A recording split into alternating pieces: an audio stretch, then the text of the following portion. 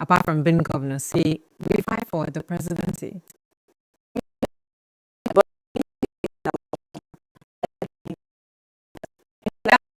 yeah, but emotion, use of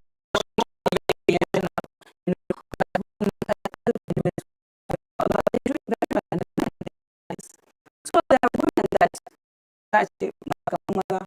you know, women that have the, you know, that are lion-hearted. There are women that actually really mean well. They really want to do well, and if given the opportunity, they would. And same like men, there are men that are weak. You know, they can't really, you know, they get influenced easily. They're not. So it just depends on who the person is. So I don't believe in women being weak. I believe that yes, we're emotional, but once you have a strong woman with great discipline and determination, with strong emotional intelligence, I feel like she could do a lot more. You know, so positions here we can, but the thing is, let your values speak before your voice. I think once you have that and you so much believe in yourself and your self-worth, I feel you can go places despite the restrictions. So what should they expect from you as a partner politician in the progress of Nigeria? Well, I am just concerned about my social change advocacy. That's what I want to, you know, be strong about. I'm not really interested in running for office now because I think it's a bit of a hassle and I have some personal issues I need to take care of. So it's not, but on my own part, and being in politics doesn't mean having to run for office. You could be in the background and make contributions. Yeah, I can say it's an example of people fully involved in partisan politics. I mean, in the party level, they're not the face you see for election. That's why only in our nation that once you are in election, you expect us in partisan politics, you it's advocacy, you know, telling people that it's not just, you know, running for office. There are positions, you know, there are people that go through the civil service and they're doing well, you know. So there's a lot women can do and, you know, other people can do. And you can also create your own opportunity, set up something that will give you a place at the table. And really, now there are some establishments that really, there are no tables. They don't even invite women, young people. So you bring your own table and start it up.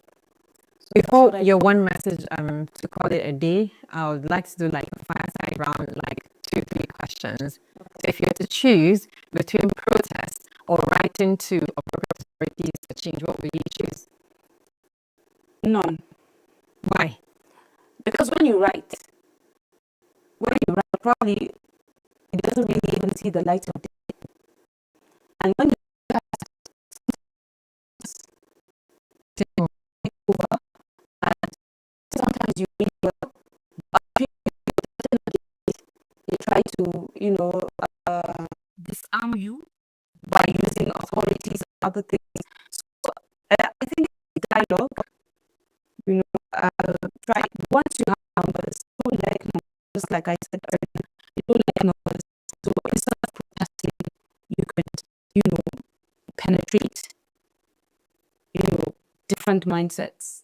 And when they see that manifesting, I think that's something that could make a difference. But I just feel like Nigeria is not a place where due process actually sees the light of day. You can write your times and the fact that you wrote doesn't know you're doing. Just like when you see the CV, you just find it that because you know, so exactly that's what will happen because there are some people that would see that paper and it affects them and they would not want that paper to go further. For people who don't know me, will say it's actually a seller. Yeah. So if you're choosing between democracy and military rule, which would you? Both have their positives and negatives. Choose one. I prefer military. Okay, you prefer military. Why? Because there's law and order. People obey rules. Most of this nonsense that is happening under democracy. Yes, because there are no consequences for actions. People do things and they get away with it. But in the military, you can go to the barracks even now and try and do nonsense, you know that it's not going to happen. They will not, you don't even start it. So you're don't start it because there's discipline, there is law, and you will face it. Yeah. So people don't try that. So you were trying to say there are the good sides to both. Do you really like to see something about it? You know, in military, they might say maybe they might be human about abuses. That's with democracy. With democracy, sometimes it's even more. Okay. Do you understand? Both have their, and everywhere there's corruption. You can't just see it out.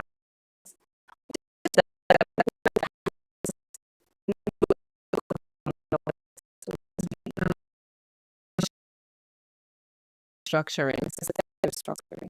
Thank you. Message to Nigerian public. Let's contribute our quarter to make Nigeria great.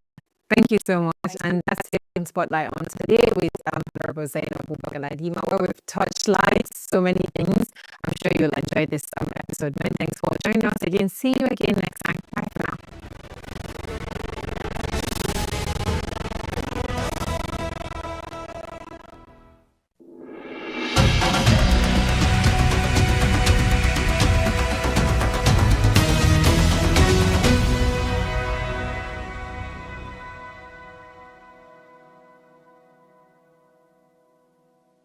There's a lot of activity and chatter around her, but Fatima Hina is completely focused on creating her latest henna design for a client in the Swahili town of Lamu in Kenya. An artist from a young age, Hina fell in love with one of the island's best-known crafts, that of the henna tattoo or mendi. Business yangu ni Hina painting. Hina huwa tunafanya wakati wa season kama harusi, kama Lamu festival hivyo. Ndio kuna wateja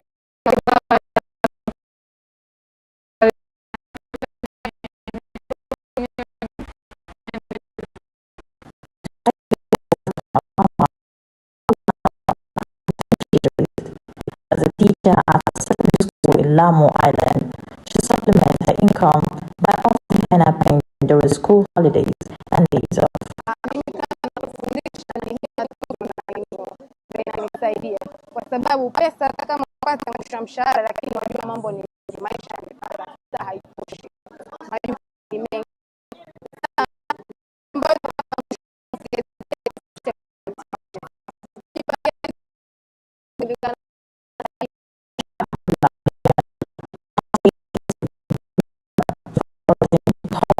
Trade and investments in Lamu County, Kenya has seen demand for Lamu's henna tattoos explode. Lamu is known for the best henna artists. We normally have people coming from Oman, Dubai to seek henna artists from here because they are among the best. We see henna has generated from one generation to another. Before the cone, they used to use a stick. They used a stick and they drew a very good flower in you. But for now, we are in a modern country. We are in the digitalized way, so they use the normal cone. She explained that a growing number of women are improving their lives on the island through henna art, which is now one of Lamu's top economic activities for women.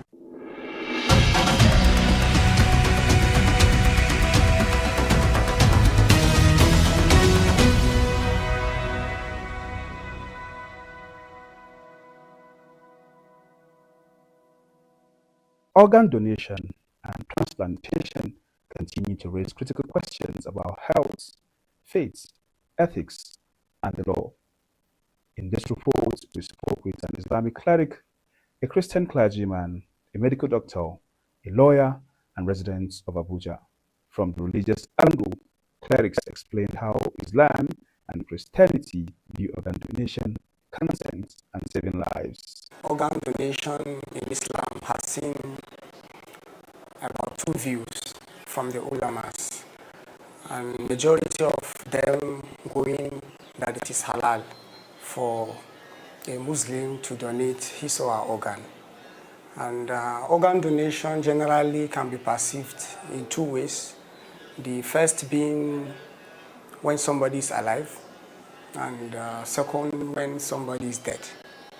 So, and all this has been categorized to be halal based on certain conditions. The first category, when somebody is alive, certain Islam accepted to be given, and this organ have to be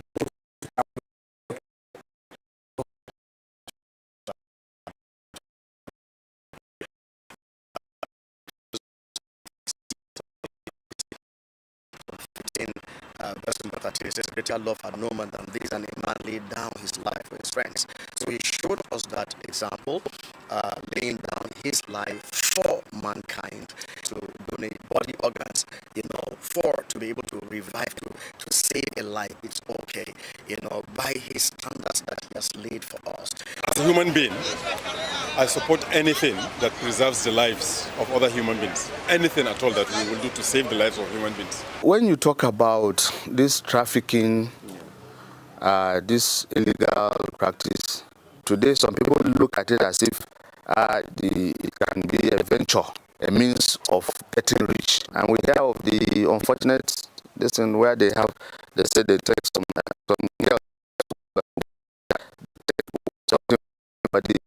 and give them some amount of money. I also see that it's very wrong. And if the law catches up with you, it is a very serious offense, and you could go into jail for quite a long period of time. Selling an organ in Islam is haram. It is acceptable for someone to donate a kidney to someone who has a failing kidney, because you are reviving that person. You are giving life to that person. Which a verse in Surah Al-Ma'idah said, وَمَنْ أَحْيَاهَا فَكَأَنَّمَا أَحْيَا النَّاسَ جَمِيعًا. That whoever revives a single soul, a single life, just like he has revived a whole day or the whole of Ummah. This is chapter 30 of John, verses 34 to 5. It says, you commandment that you shall love you one as I have. It's okay to donate, but it's not okay to sell. If you're doing it on the basis of what Christ has love, which is the motivation, it's okay. However, there are other donations. There are other organs like the pancreas. I know that the pig, the animal pancreas is very, very similar to a human pancreas for those that have diabetes. And it is medically advised, that you can transplant, the organ to the human being. It's the right of a patient to choose the medical treatment or to choose not to have any medical treatment. In an emergency, what I described first is in the normal situation. I am having malaria or I have a headache, and I come to you as a doctor and you give me medicine. I say, no, I don't want that treatment. I can go away. It's my right as a patient. But in an emergency, it is incumbent on the doctor to do whatever it takes to save the life of that patient. But I know so many cases where doctors have acted in good conscience and they have got into trouble with the law. On the streets of Abuja, people shared mixed views, support for saving lives, but also concerns about faith and safety. If it comes to someone that's dear to me, someone that so much love, be it family member or friends, yeah, I can do that for that person. I can't do that for money, but I can do it for love. I have for someone. I want to do the person till I any financial to it. If there is any sense of it, I in two places.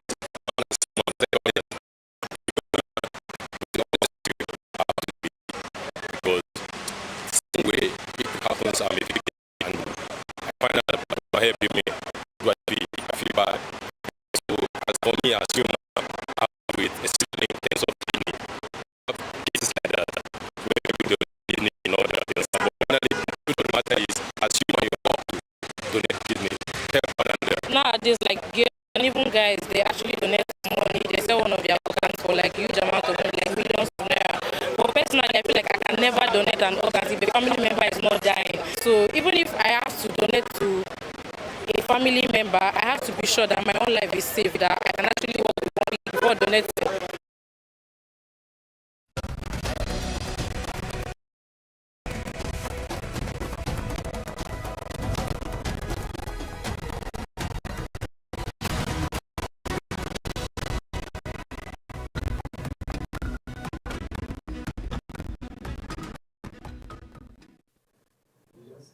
Hello and welcome to Spotlight on right here on S24 television. You see, every generation has voices.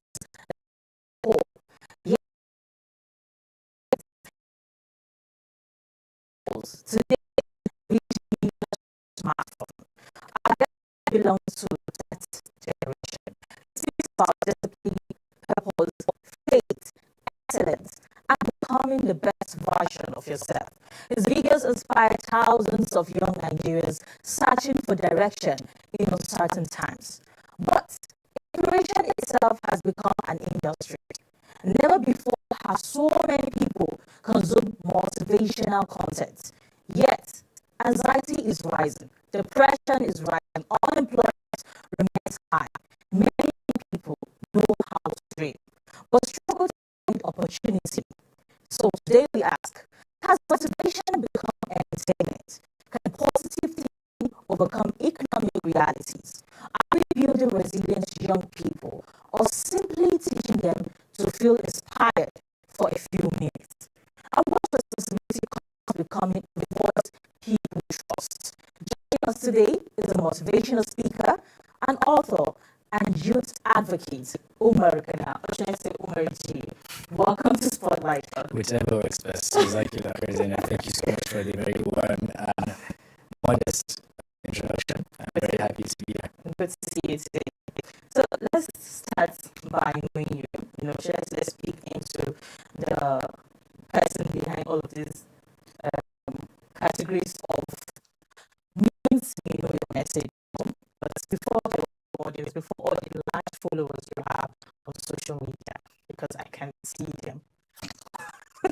Of course. So there was Umar Ghana. Who is he? I think Umar Ghana is the same person he was then. He's just going through a different phase in his life. I think for me, looking back to who Umar was, Umar has been on a steady and slow journey of self-discovery. This journey, I would say, would have started from my childhood. I grew up in Namibia, part of Nigeria, Malawi, then university in the UK. So I've had a very dynamic childhood, and I've been exposed to so many different environments. Those environments, people I've met have all played a part into who Umar is today. Was there a special experience you had in the past that built the person you are today?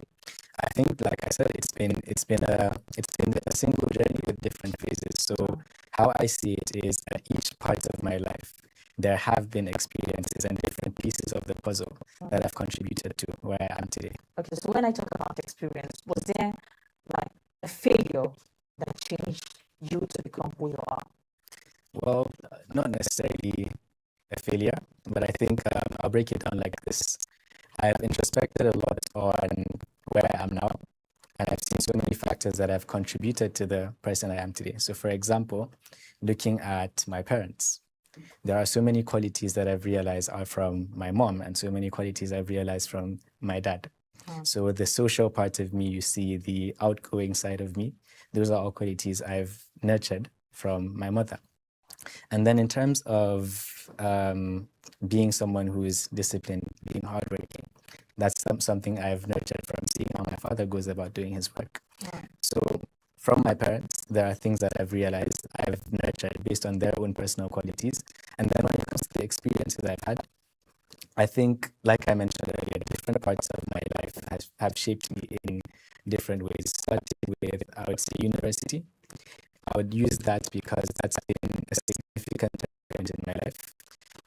Okay, what you decide to University of West England. I went to university in Bristol, University of West England. And why I look back at university is because that was the point in my life where I started being a lot more intentional with the choices I make. All of these opportunities, the university you've been, I'm coming back to that, for you to have become motivating people that are going